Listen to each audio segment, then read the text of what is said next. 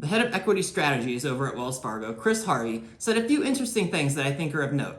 His quote is that bear markets often end when we see sharp tightening and healthy issuance similar to what we have experienced over the last several months. When bear markets go next level, spreads widen, not tighten, as they have today. Spreads support our views on systemic risk. In English, he is saying that the bond market is no longer freaking out and has recently pulled back on yield of investment-grade debt. In addition, corporate and personal balance sheets are strong, so there is little that would cause new lows in the stocks to set in. This shows that stocks should be at an end of a bear market. He is a minority, however. Only 30% of investors believe that we have hit the bottom of the stock market. Don't get too excited though, bulls. Harvey expects the S&P to close the year only about 3% higher than we are now at 4,200. He said that bulls are stuck in traffic, meaning that he thinks that we are trading in a bit of a channel with an upward trajectory that may be choppy. I somewhat agree, except I'm not too sure that the S&P is the index that has bottomed. I believe the NASDAQ is the index that has bottomed, if any of them.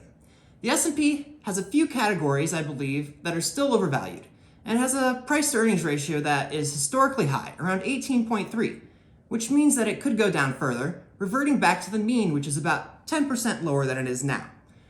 Chairman Powell's FOMC meeting and the jobs report that come out later this week and earlier next week will give the market some direction, which I believe the traders will be taking advantage of one way or another, adding volatility to the market that Chris Harvey is talking about.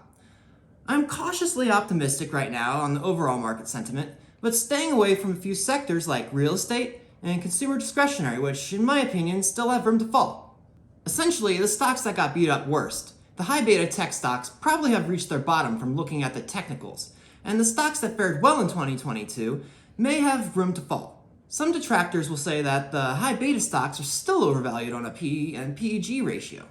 But the high beta stocks will always trade at much higher valuations than value stocks, especially on the beginning of the S-curve, which is something that value investors don't seem to, value. Only time will tell though, and it is best to have a balanced portfolio that is managed by a professional. But if you are an active trader, I believe that high beta stocks have mostly bottomed, and the real estate and consumer discretionaries have room to fall.